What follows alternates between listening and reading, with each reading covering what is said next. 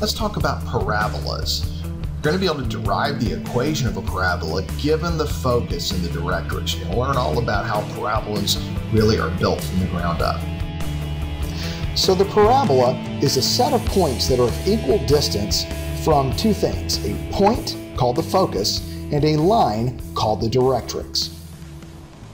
So let's set that up. Let's have a point with the coordinates a comma b, x coordinate a, y coordinate b. We're going to call that the focus.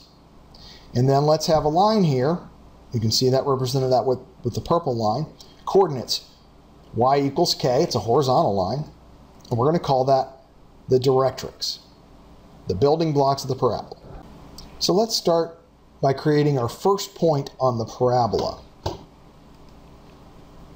And that would be, if it's equally distanced from the focus and the directrix, we're going to probably put that first point right here, because it's 2 spaces away from the directrix and 2 spaces away from the focus. Equally distanced, equal distance. So next we're going to find another point here, let's say to the left of A, that is an equal distance between the focus and the directrix. And clearly I don't have it right here, so we're going to have to move that point B around until I get the exact same distance for both of them. Now remember, by distance we're talking about we have to be perpendicular to the directrix, because the shortest distance between a point and the line is always through the perpendicular, if you remember from geometry. So here I found that point. It's exactly 2.24 away from both the focus and the directrix. And again, it's got to be perpendicular here because that's the shortest distance. That's how we measure it. And we can reflect that across the axis that goes through the focus and the directrix over to this point C that is also equally distant from the focus and the directrix. In a similar way, we can create additional points here at point D and point F that are also the same distance away from the focus and the directrix, again remembering to be perpendicular with the line. And we can continue this process, and you can already see the shape of a parabola developing here. And if we continue this process with even more points, we'd have a nice parabola. And in fact, if we drew that parabola, this is what it would look like.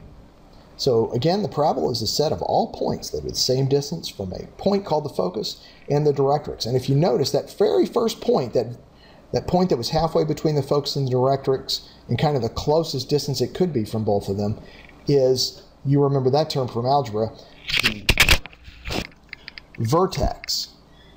So let's go ahead and pick a point arbitrarily on the parabola, and it's going to have the coordinates x comma y. And since the definition of a parabola is it's the set of points or the locus of points with the same distance between the focus in the point and the directrix in the point, we're going to have to find both of these distances algebraically. Well, we know from the distance formula, the distance here between a comma b and x comma y is going to be the square root of y minus b squared plus x minus a squared. And that comes straight from the Pythagorean theorem. So that's D1.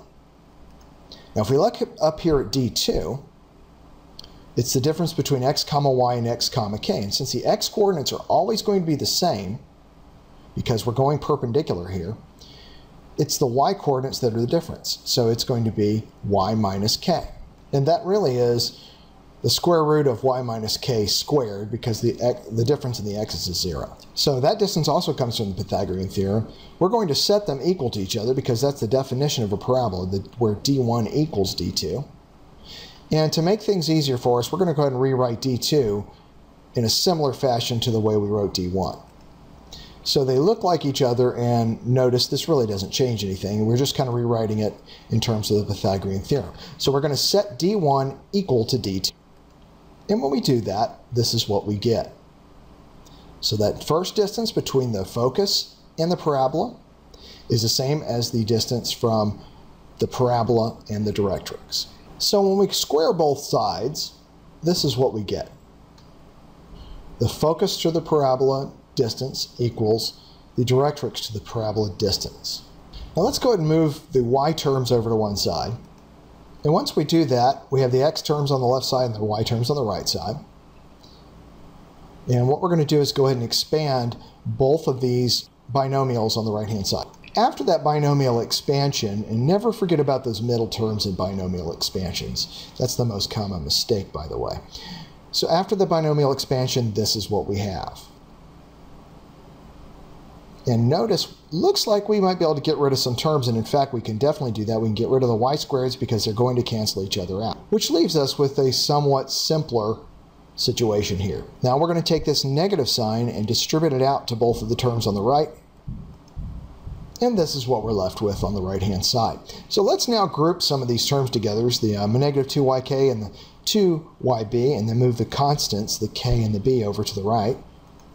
And then we're going to kind of factor by grouping, because you can see there's a commonality here in these first two terms. They both have a 2 and a y in them.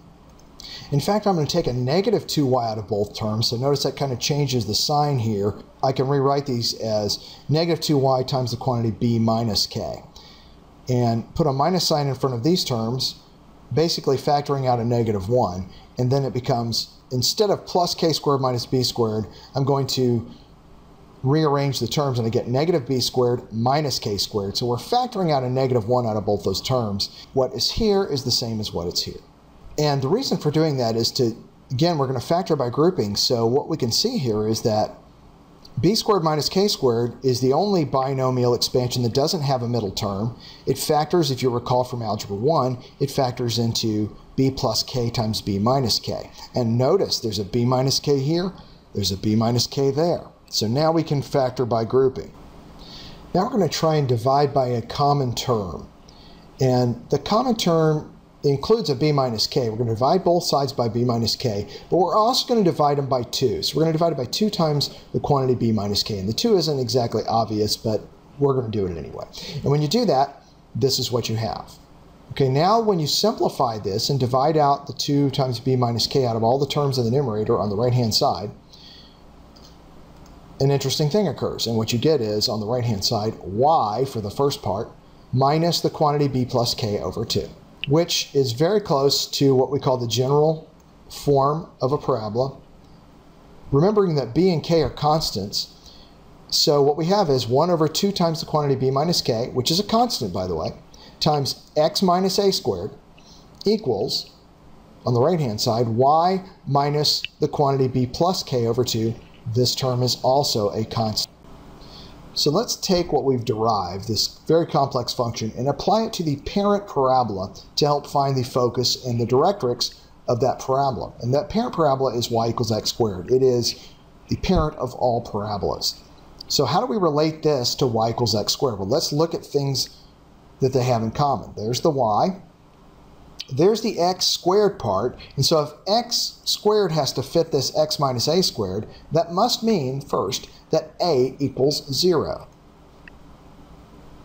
Secondly, this b plus k over term must also equal 0.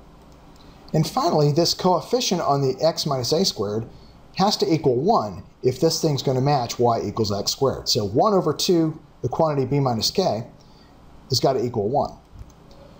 So for our parent parabola y equals x squared, to match this equation that we've derived for all parabolas, these things must be true. A equals 0, b plus k over 2 equals 0, and 1 over 2 times b minus k must equal 1. And since the focus is at the point a comma b, and the directrix lies along the line y equals k, if we solve for a, b, and k, we actually find the focus and the directrix for the parabola. Well, the a equals 0 part's done. We're going to take these two equations and solve for b and k. 2 equations, 2 variables, we can do this. We take this first equation and multiply both sides by 2, we get b plus k equals 0 times 2, or 0. If we take this bottom equation and multiply both sides by b minus k, we get b minus k equals 1/2. 2 equations, 2 variables, they're both linear. If we add both equations to each other to solve for b, we're going to get that 2b, b plus b, the k's cancel out, equals 1/2. So 2b equals 1/2, so, and b equals 1/4. So we have the coordinates of our focus. Since we know a and b now, we know the focus is at the point a comma b, or in this case, 0 comma 1/4. The focus is at the point 0 comma 1/4. And if we substitute this value of 1/4 in here, into b plus k equals 0, or the bottom equation, you're going to get that k must equal negative 1/4. So now that we know k, we know the equation of the directrix. The directrix is at y equals negative 1/4, which kind of makes sense. If you look at the y equals x squared parabola, all the points are going to be equally distanced from that point 0, 1/4, and the directrix, the line, the purple line here, y equals negative 1/4. So generally, for all parabolas, not just y equals x squared, this formula holds, and the information we need, or the information we will get, is that the focus is always at the coordinates a comma b, and the directrix is at the equation y equals k.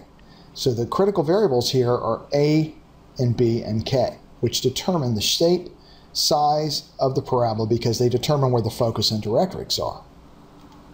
So let's take this and apply it to any parabola, and we'll take that formula that we've derived for the equation of all points that are equally distant from a focus and a directrix, and match it up with a more common version of the parabola, which is called its vertex form, where x1 comma y1 represent the coordinates of the vertex. Looking at these two equations that we've developed, y1 appears to match this term right here, b plus k over 2, perfectly. x1 appears to match a perfectly. And then we're going to call this thing capital A, which represents the coefficient in front of the x minus a squared term.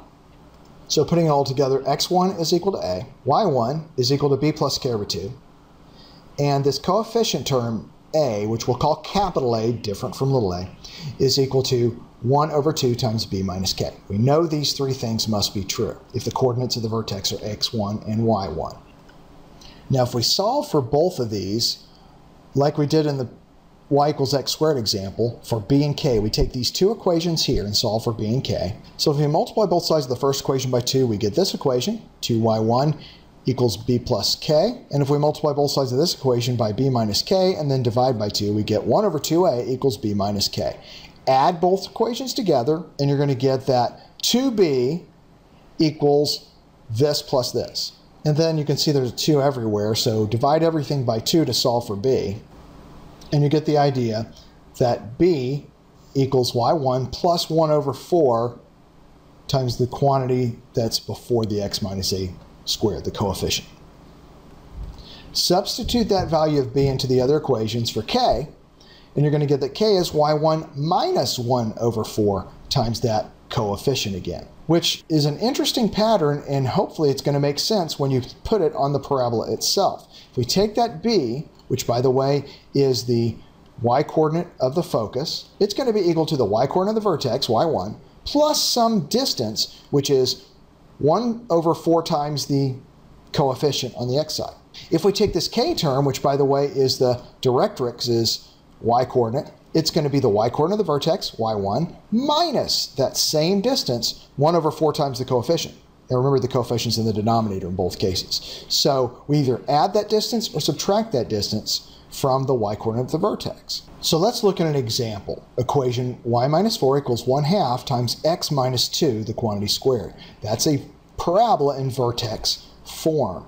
Well, we know that the coordinates of the vertex are going to be whatever makes x 0 and whatever makes this y part 0. And that's the point 2, 4, because 2 makes that 0, 4 makes that 0. Remember, if there were positive numbers here, you'd wind up with negative coordinates because, again, it's what makes that what's in parentheses 0. So we know the vertex of this thing is going to be at the point 2, 4. So the next question is, where's that focus and where's that directrix? Well, we know the focus is at the point a, b, and we know the x-coordinate is the same, so it's 2. What's the y-coordinate? Well, the y-coordinate of the focus is given by b equals the y1, the y-coordinate of the vertex, plus that extra term, 1 over 4 times a. In this case, since that a term, that coefficient term is a 1/2, this becomes 4 plus 1 over 4 times 1/2, which is equal to 4.5. So now I know my focus is at the point 2, 4.5. I've gone up to get to the focus, from the vertex to the focus. I've gone up a distance of 0.5. The directrix is on the equation y equals k, and it lies below the vertex the same distance as the focus.